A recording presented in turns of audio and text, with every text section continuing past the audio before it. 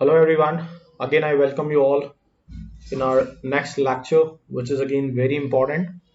और जो आज हमारा जो टॉपिक है वो बहुत important है. So आज का जो हमारा टॉपिक है that is aggregate demand and aggregate supply. बहुत important कॉन्सेप्ट है एंड इस चैप्टर को हम जो है बहुत डिटेल में डिस्कस करने वाले हैं.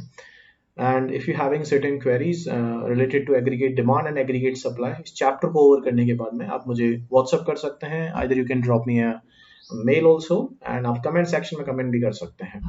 if you really like this video, please इसे लाइक सब्सक्राइब कीजिएगा. और फिर भी कोई क्वेरीज है तो आप मुझे बात कर सकते हैं, मुझे व्हाट्सअप कर सकते हैं. So let's start the chapter. इस चैप्टर के अंदर जो कॉन्सेप्ट हम डिस्कस करेंगे, first of all will be talking about aggregate demand. फिर उसके तीन सब हेडिंग्स हम डिस्कस करने वाले हैं.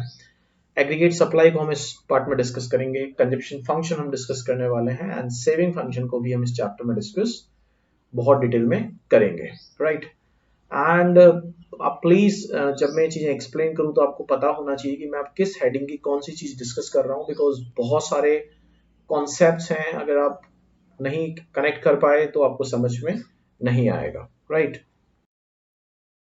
उसके बाद जो फाइनली हम जो चीज डिस्कस करेंगे वो हम relationship between consumption function and saving function भी डिस्कस करेंगे. एंड फाइनली इन्वेस्टमेंट फंक्शन में एडिशनली एक्सप्लेन करूंगा. इसमें जो एक्स आंट और एक्स पोस्ट जो इन्वेस्टमेंट्स हैं वो भी हम डिस्कस करने वाले हैं. तो ये सब कुछ हम इस चैप्टर में डिस्कस करेंगे, बहुत डिटेल में डिस्कस करेंगे और प्लीज कॉन्सेंट्रेट कीजिएगा. Let's start. See before I start मैं पहले आपको ये समझाता हूँ कि ये aggregate demand and aggregate supply का कॉन्सेप्ट एग्जैक्टली क्यों आया और क्यों इतना इंपॉर्टेंट हो गया ओवर द टाइम.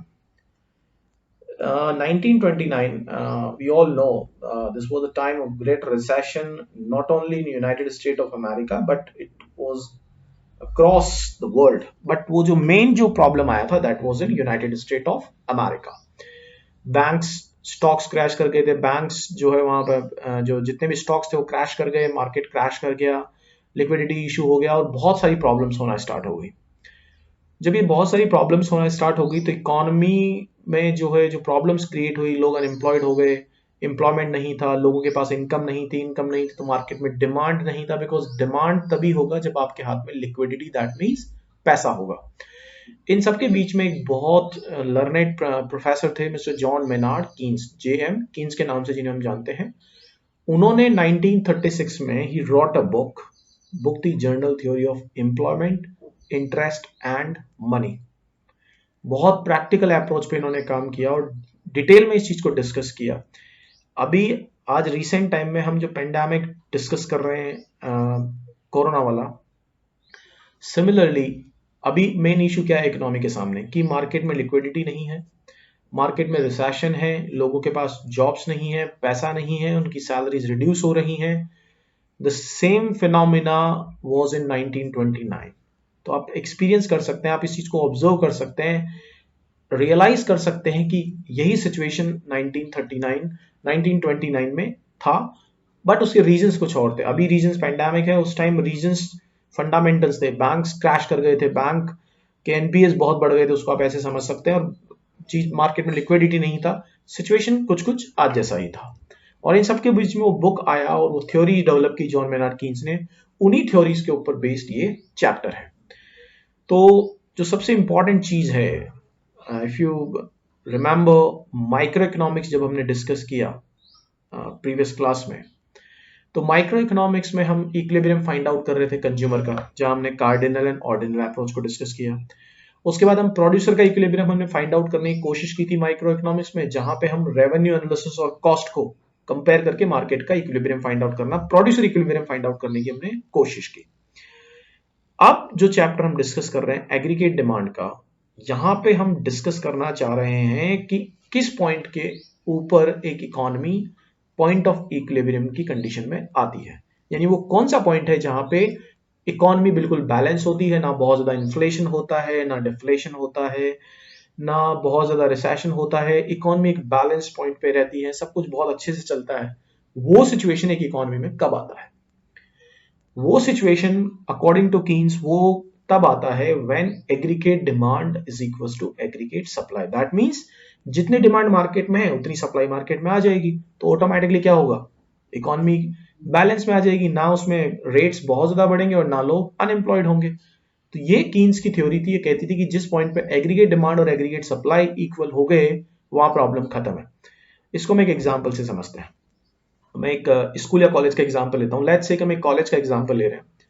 उस कॉलेज के अंदर 100 सीट्स हैं। हम डीयू के दिल्ली यूनिवर्सिटी के जितने भी कॉलेजेस हैं, सीट्स बहुत लिमिटेड है, और सीट्स बहुत लिमिटेड है बट सप्लाई बहुत ज्यादा है। बहुत सारे बच्चे एडमिशन लेना चाहते हैं, वहां हमेशा इम्बैलेंस रहता है, बहुत सारे बच्चे एडमिशन नहीं ले पाते। इसी की जगह अगर एक प्राइवेट कॉलेज होता और उसमें ये कंडीशन होती, तो उनके लिए प्रॉफिट मेकिंग फर्स्ट कंसर्न होता है प्राइवेट इंस्टीट्यूशंस के लिए, वो उसके ऊपर डोनेशंस लेते हैं।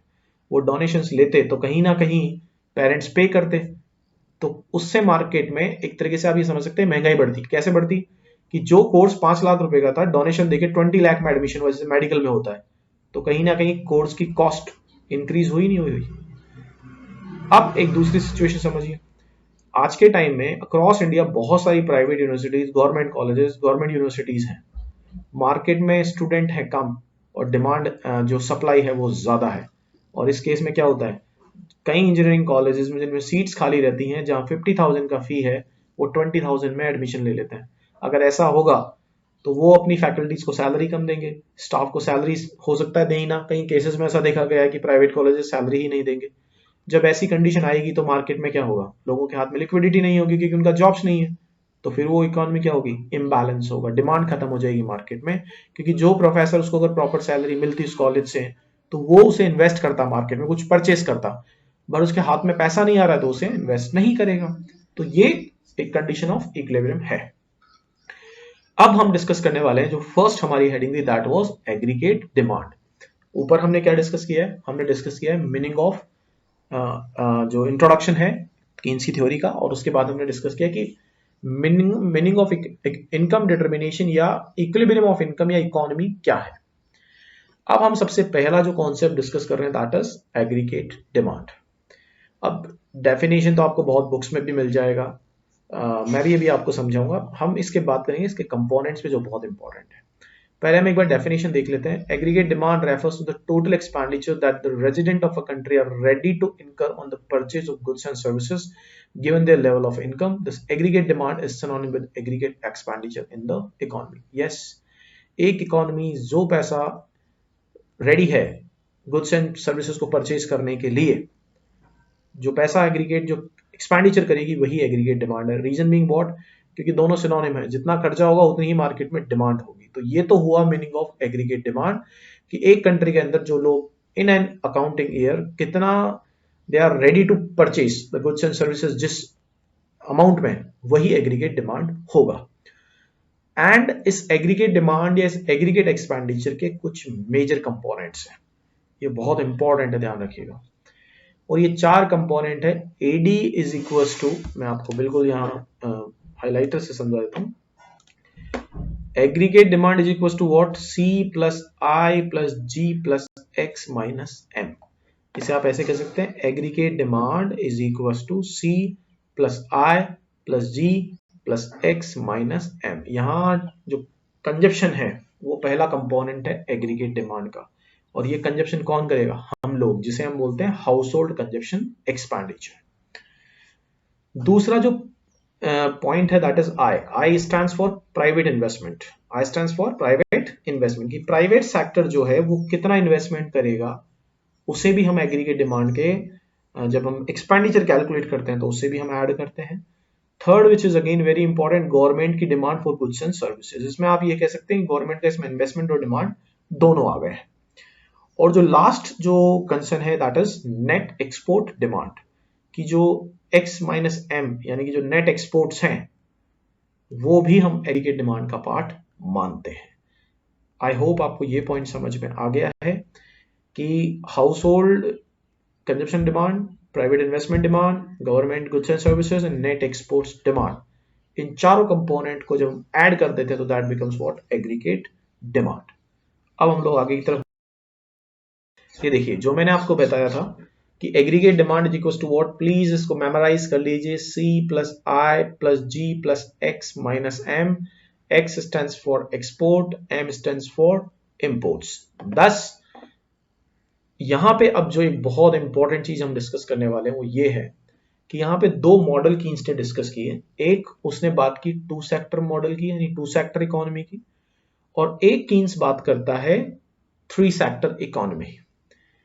कीन्स जब टू सेक्टर इकोनॉमी को, अच्छा इसमें एक और चीज चलेगा, टू सेक्टर इकोनॉमी में भी दो मॉडल हैं, और जो ओपन इकोनॉमी है, यानी कि एक तो वो डिस्कस करता है क्लोज इकोनॉमी के अंदर दो model, two sector model and three sector model, और एक वो डिस्कस करता है ओपन इकोनॉमी में जिसमें वो बात करता है C plus I plus G plus X minus M। मैं एक बार वापस रिपीट करता हूं, ध्यान से सुनिएगा। कीन्स ने जो थ्योरी प्रोपाउंड की या एक्सप्लेन की, इसे दो तरह की इकोनॉमी में डिस्कस किया, एक क्लोज्ड इकोनॉमी और एक ओपन इकोनॉमी।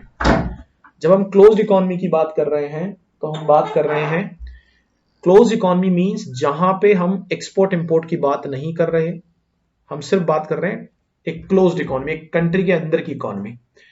और ओपन इकोनॉमी का मतलब यह है कि वहां पे हम वर्ल्ड मार्केट में फॉरेन ट्रेड कर रहे हैं, एक्सपोर्ट भी कर रहे हैं, इंपोर्ट भी कर रहे हैं। ये तो हुई क्लोज इकोनॉमी और ओपन इकोनॉमी की बात। अब क्लोज इकोनॉमी के अंदर कीन्स दो मॉडल की बात करता है। एक मॉडल जो आप देख रहे हैं टू सेक्टर मॉडल, और एक मॉडल है थ्री सेक्टर इकोनॉमी या मॉडल। जब वो टू सेक्टर की बात करता है तो एडी को हम ये कंसीडर करेंगे कि एडी का मतलब सिर्फ क्या है, C प्लस I। और जब वो बात करता है थ्री सेक्टर इकोनॉमी की, यानी कि क्लोज्ड इकोनॉमी का दूसरा मॉडल, तो हम उसमें क्या करेंगे, AD is equal to C plus I plus G। और जब हम ओपन इकोनॉमी मॉडल की बात करेंगे तो एडी में इन चारों को कंसीडर कर लेते हैं। आई होप आपको ये पॉइंट समझ में आ गया होगा। अब देखिए कुछ पॉइंट्स हैं। AD schedule and AD curve. In an economy, aggregate demand is equal to consumption demand plus investment demand. Yes, this is fact. हम ये मान के चलते हैं कि एक जो इकोनॉमी जिसकी ये बात कर रहा है वहां AD schedule और AD curve क्या होगा, जब हम लोग कंजप्शन डिमांड और इन्वेस्टमेंट डिमांड को ऐड कर देते हैं तो close economy two sector model में वो एग्रीगेट डिमांड मानी जाएगी।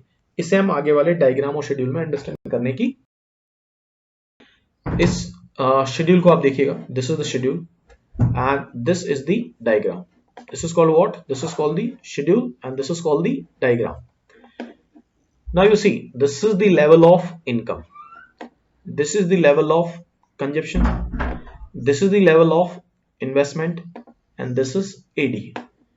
इसे एक्सप्लेन करने से पहले मैं पहले कुछ चीजें आपको assumptions बता देता हूं। पहला पॉइंट, ये जो इनकम होगी जिसे हम Y मानते हैं, ठीक है, इसमें जो रिलेशन होगा इनकम और कंजप्शन के बीच में वो लीनियर होगा। ये बात ध्यान रखिएगा। लीनियर का मतलब क्या होगा, एक स्ट्रेट लाइन होगी, इक्वल डिफरेंस होंगे। ये देखिए, अगर ये पहला डिफरेंस आपने 0 to 40 का ले लिया है तो अगली जो इनकम आप लेंगे वो भी डिफरेंस 40 का ही होगा, अगला डिफरेंस भी 40 का ही होगा, अगला डिफरेंस भी 40 का होगा, अगला डिफरेंस भी। दैट मीन्स कि आपको जो गैप लेके चलेंगे उसे आपको उसी प्रपोर्शन में लेके चलना है। आप ये नहीं कि आपने अपनी मर्जी से कुछ भी लिख दिया, ठीक है। यहाँ पे ये जो इसको 200 लिखना चाहिए था, ये 180 गलती से लिख दिया है। ये यहाँ पे देखिए इसने इस चीज को किया भी है, तो अभी हम आपको बताएंगे। इसको आप 200 मानिएगा क्योंकि जो गैप एक बार मैंने ले लिया 0 to 40 का 40 गैप है, या फिर 40 गैप है, फिर 40, then again 40 and again it should be 200, ठीक है। जो कंजप्शन है उसमें भी यही होगा, एक बार जो आपने गैप मेंटेन कर लिया वो गैप आपको मेंटेन करना पड़ेगा, ठीक है। इसे हम बोलते हैं linear relation between Y and C। अब देखिए यहाँ गैप कितने का था, 30 का। गैप देखिए 50 और 80 के बीच में 30 का गैप, देखिए 30 का गैप, देखिए 30 का गैप, देखिए 30 का। आई होप पॉइंट समझ में आ गया। इन्वेस्टमेंट को हम मानेंगे कांस्टेंट, ये अजम्पशन है, प्लीज इसको अजम्पशन को दिमाग में रखिएगा। जब हम बात करेंगे इस कॉन्सेप्ट की तो हम इन्वेस्टमेंट को क्या मानेंगे, कांस्टेंट मानेंगे। और एग्रीगेट डिमांड क्या होगा, C प्लस I। जब इसको और इसको ऐड कर देंगे तो वो क्या माना जाएगा, एग्रीगेट डिमांड। मैं यहाँ कौन सा मॉडल एक्सप्लेन कर रहा हूं, हम यहाँ क्लोज्ड इकोनॉमी का टू सेक्टर मॉडल डिस्कस कर रहे हैं। और ये जो आप चीज देख रहे हैं ये मैं इस शेड्यूल को एक्सप्लेन करने की कोशिश करूंगा।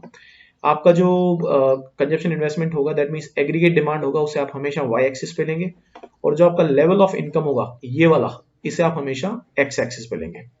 I hope this is clear. एक चीज प्लीज ध्यान रखिएगा, आप लोग जब भी ये वाई फ्रेम करेंगे, ये देखिए यहाँ पे आप जो देख रहे हैं एडी और सी, आपको सिर्फ यहाँ एडी और सी नजर आ रहा है, यानी कि ये कंजप्शन है और ये एग्रीगेट डिमांड है, क्योंकि हम यहाँ सिर्फ और सिर्फ एग्रीगेट डिमांड को एक्सप्लेन करने की कोशिश कर रहे हैं। ये बाद में रिलेशन भी हम बताएंगे आपको। देखिए एग्रीगेट डिमांड का डायग्राम कैसे बना। 40 के ऊपर ये इनकम जो थी, देखिए 40 लेवल ऑफ इनकम थी, उसके ऊपर 50 था। ये देखिए 40 लेवल के ऊपर ये 50 आ गया, ये 50 आ गया, ठीक है। ये डॉट्स को कनेक्ट कर दिया, फिर 80 है, ये देखिए 80 पे डॉट्स कनेक्ट कर दिया, फिर 120 पे इसको कनेक्ट कर दिया, फिर 160 पे इसको कनेक्ट कर दिया, 200 पे इसको, उसके बाद इस सारी लाइंस को कनेक्ट कर दिया। ये तो क्या बन गया, कंजप्शन सी बन गया, देखिए। और सी में क्या ऐड किया, एडी ऐड कर दिया, सॉरी आई ऐड कर दिया। आई क्या है, कांस्टेंट है। तो एक चीज और ध्यान रखिएगा, एडी और सी के बीच में जो डिफरेंस है ये हमेशा कांस्टेंट रहेगा। Why, because investment remains constant through out, ये कांस्टेंट रहेगा। इस डायग्राम में हम सिर्फ क्या डिस्कस कर रहे हैं, सी और C and C plus I, that means AD, और कुछ डिस्कस नहीं कर रहे हैं।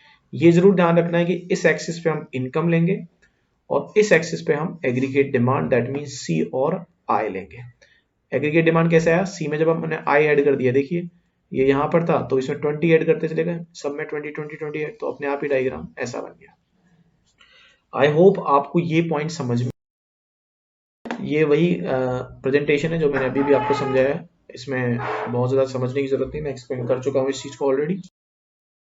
Now here we will discuss about the aggregate supply concept. इससे पहले वाली जो स्लाइड्स थी हमने उनमें एग्रीगेट डिमांड को डिस्कस किया था, and now we will talk about aggregate supply. Please don't get confuse, इससे पहले हमने एडी को डिस्कस किया था, अब हम लोग एएस को डिस्कस करने वाले हैं इस स्लाइड के अंदर, राइट। सो पहले हमें यह समझना है कि एग्रीगेट सप्लाई का मीनिंग क्या है। ध्यान से देखिएगा, AS refers to the flow of goods and services. It's a spelling mistake हो गया ये, it's a services as planned by the producers during an accounting year. That means जो flow of goods and services है, जो plan कर रखा है business community ने, that is called the aggregate supply. And AS is a national income और net national product, आप इसे NNP FC कहते हैं, ठीक है। जिस तरह से हमने एग्रीगेट डिमांड के कंपोनेंट्स डिस्कस किए, सिमिलरली अब हम डिस्कस करेंगे एग्रीगेट सप्लाई के कंपोनेंट्स। और जब हम एग्रीगेट सप्लाई को डिस्कस करते हैं, जैसे हमने क्लोज्ड इकोनॉमी में जो, एज आई सेड कि हमने क्लोज इकोनॉमी में दो मॉडल डिस्कस किए, जहां हम बात कर रहे थे कि AD is equal to C plus I, और यहां पे हम जो डिस्कस कर रहे हैं कंपोनेंट ऑफ एएस, तो हम ये अज्यूम करके चल रहे हैं कि aggregate supply is equal to C plus S. Here C stands for consumption and S stands for saving. इसे आप ऐसे समझ सकते हैं जैसे कि यहां मेंशन्ड है क्लियरली, मैं आपको जो है हाइलाइटर से बताता हूं। ये देखिए, वेट फॉर अ सेकंड, यहां पे ये जो एएस को क्या मान रहे हैं हम लोग, इनकम मान रहे हैं, मतलब नेशनल इनकम एक तरह से हम मान रहे हैं उसे। दैट मीन्स कि जब किसी इंसान को इनकम होगा, when an individual earn something, या तो उसको कंज्यूम करेगा या उसे सेव करेगा, और बाद में यही सेविंग क्या बन जाती है, इन्वेस्टमेंट बन जाती है। क्योंकि इंसान जो कुछ सेविंग करता है बाद में वो इन्वेस्टमेंट की फॉर्म में इकोनॉमी में आ भी जाती है, इसीलिए हम saving is equal to investment भी बाद में डिस्कस करेंगे। तो ये दो कंपोनेंट किसके हैं, एएस के, सी प्लस एस, और एडी के कंपोनेंट्स हम क्या मान रहे थे क्लोज्ड इकोनॉमी मॉडल में, C plus I. That means AS और एडी में जो चीज कॉमन है वो क्या है, C. Getting my point? So I hope आपको ये समझ में आ गया होगा। अब हम नेक्स्ट स्लाइड डिस्कस करने वाले हैं, जैसे हमने एडी शेड्यूल किया था वैसे हम एएस शेड्यूल और एएस को भी डिस्कस करने वाले। ये देखिए, यहां मैं सिर्फ बात कर रहा हूं वाई की, दैट मीन्स इनकम की और सेविंग की, दैट्स इट। इसके अलावा मैं कोई चीज डिस्कस नहीं करनी है। ये हमारा लेवल ऑफ इनकम है, ये हमारा कंजप्शन है, ये हमारा इन्वेस्टमेंट। ध्यान से देखिए, इट इज एस, इसका मैं मीनिंग समझाऊंगा अभी आपको। और AD is equal to what, C plus S, ठीक है। Now see it carefully. Income मैंने एज आई सेड कि एक बार जो गैप स्टार्ट हो गया, वेरिएशन वही रहेगा। ये देखिए 0, 40, 80, 120, 160 एंड 200, यहां ये कंजप्शन है and it's a linear function, it's a linear function between y and consumption. That means बिल्कुल ये जो गैप एक बार डिसाइड हो गया, जैसे हम यहाँ 30 का गैप मान रहे हैं, 50, 80, 30 का गैप, 30 का गैप, एक बार जो गैप आपने डिसाइड कर लिया, आपको थ्रू आउट वही गैप मेंटेन करके चलना है, चाहे वो इनकम हो चाहे वो कंजप्शन हो, राइट। अब देखिए इनकम 0 और कंजप्शन है 20, इन्वेस्टमेंट कितना हुआ माइनस का 20। ये माइनस का 20 कैसे हुआ, इनकम 0 थी तो हमने क्या किया, किसी से बोरो किया, लोन लिया बैंक से और कंज्यूम किया, तो ये जो इन्वेस्टमेंट है हमारा माइनस का 20 माना जाएगा। दैट मीन सेविंग जो हमारी मानी जाएगी वो माइनस की 20 मानी जाएगी। इसलिए हम क्या मान के चल रहे हैं, investment is equal to S और S is equal to investment. तो आप उसे दोनों को मोर और लेस सेम चीज है। तो यहाँ पे देखिए एडी कैसे कैलकुलेट किया, इसे हमने इन्वेस्टमेंट मान लिया। So AD is equal to what C plus S, you see 0 consumption 20 invest minus का 20 प्लस माइनस माइनस, तो सॉरी ये 20 प्लस का और माइनस का 20, तो ये आपका वैल्यू 0 रह गया। यहाँ पे आपका कंजप्शन 50 आया और ये 10 आया, तो आपका एडी 40 हो गया। ये आपको रिलेशन समझ में आ गया होगा। यहाँ हम बात कर रहे हैं वाई और सी और एस की। डायग्राम को देखिए, स्ट्रेट लाइन इस पे हम लेके क्या चल रहे हैं, यहाँ पे हम बात कर रहे हैं जैसे हमने एडी लिया था वैसे ही इस पे हम लोग क्या लेके चल रहे हैं, एएस। एएस का मतलब या तो कंजप्शन या सेविंग। एएस कैसे फ्रेम होगा, मैं आपको थोड़ा सा टाइम सेविंग प्रोसेस बता रहा हूं। आप एक 45 डिग्री स्ट्रेट लाइन जब ड्रॉ कर देते तो ऑटोमेटिकली वो एएस बन जाता है। ये तो स्ट्रेट फॉरवर्ड जो एक वे है वो मैंने बताया टेक्निक टाइम बचाने के हिसाब से एग्जाम में। Although the procedure is what, ये मेरा लेवल ऑफ इनकम होगा। जैसे लेट्स से कि मेरी इनकम 40 यहाँ पे है, फिर 80 यहाँ पे है, डॉट्स मैंने बनाए और डॉट्स बनाने के बाद उन डॉट्स को कनेक्ट कर दिया। तो 0 लेवल ऑफ इनकम था, फिर मेरा इनकम कितना था 40 था, देन 80 था, then 120, then 160 and then 200। So this is a 45 degree line and this is called what, AS. Examiner MCQs में अगर क्वेश्चन पूछता है कि what is the degree of AS, कितने डिग्री पे है, तो आप उसे बताएंगे it is a 45 degree angle line. So AS is equals to what? Please keep it intact. AS is equals to Y. I hope आपको इस चैप्टर में एग्रीगेट डिमांड और एग्रीगेट का जो कॉन्सेप्ट है वो समझ में आ गया है। इससे अगले वाले चैप्टर को आप कंटिन्यूएशन में देखिएगा, तभी आप इस चैप्टर को कनेक्ट कर पाएंगे, अदरवाइज आप इस चैप्टर को कनेक्ट नहीं कर पाएंगे। Thank you so much for having patience. Again would request you, if you like this video kindly like it and आप इसे सब्सक्राइब करना ना भूलिए। Thank you so much.